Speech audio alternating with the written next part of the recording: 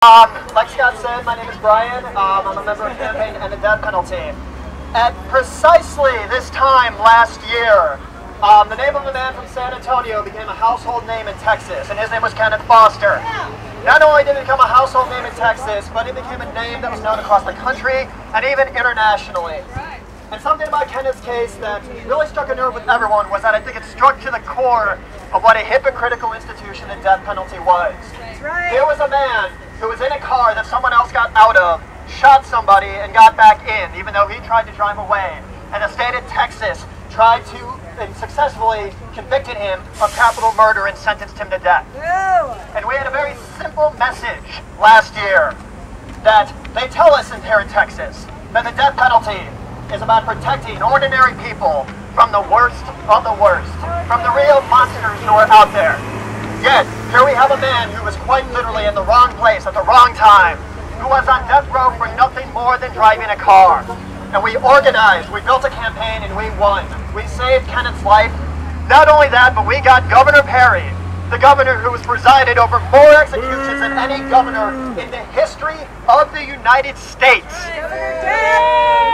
to admit that there was something amiss with Texas law, that there was something wrong with a law that could allow prosecutors to try someone who was present at the scene of a crime side by side with the shooter, as if they were the trigger person themselves. We got Perry to admit that. Yet here we are 1 year later, putting out the same message, dealing with the same backward, corrupt law, and Texas's attempt to send Jeff Wood for death when he killed nobody. Now let's be very realistic about what the law of parties is. It's a law that is specifically designed to allow prosecutors to pursue pretty much as many convictions as they want in death row cases, to optimize their convictions and to send more and more people to death row to prove that they are tough on crime. Now, in the Kenneth Foster case, we were able to show the lie to the fact that the death penalty isn't about the worst of the worst. It's about politics. It's about opportunism. It's about creating and instilling fear in people and convincing them that prosecutors and governors and boards and legislators are on their side when they're not. They're interested in earning political points by sending people to death row. This time we have a case that in a lot of ways is even more disgusting. Here we have a man who had a gun pointed to his face and told that if he did not cooperate in a botched robbery and murder, he was going to get a bullet put in his head. Before that, he was threatened, his family was threatened with physical harm if he did not cooperate with the planned robbery. That, I might add, the people in the store were also involved in, and Jeff was under the impression that the robbery had been canceled, had been called off. He had no idea that what went on in that gas station was going to happen on that day. But what makes it even more worse, we're told that the death penalty is about protecting vulnerable people, about protecting ordinary people who are vulnerable to these supposed monsters out there from crime and from violence.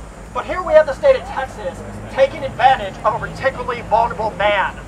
Jeff Wood, when he went to trial, was deemed mentally unfit to stand trial because he does have some mental problems that make him particularly vulnerable to pressure from other people.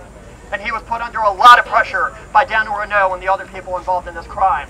And the state originally ruled that he was unfit to stand trial, but then miraculously, a matter of weeks later, he was deemed fit to stand trial.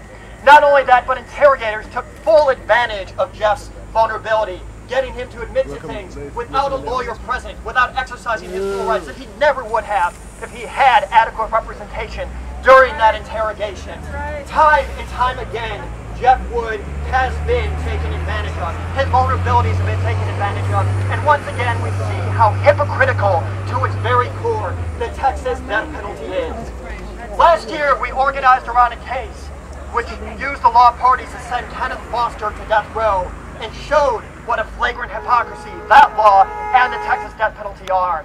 Now, we have that opportunity to do it again, to show the lie to Texas injustice, and to hold Rick Perry accountable to his words last year on August 20th, 2010. So Governor Perry, we have you on record saying something is very wrong with the law parties, and we are not going away quietly.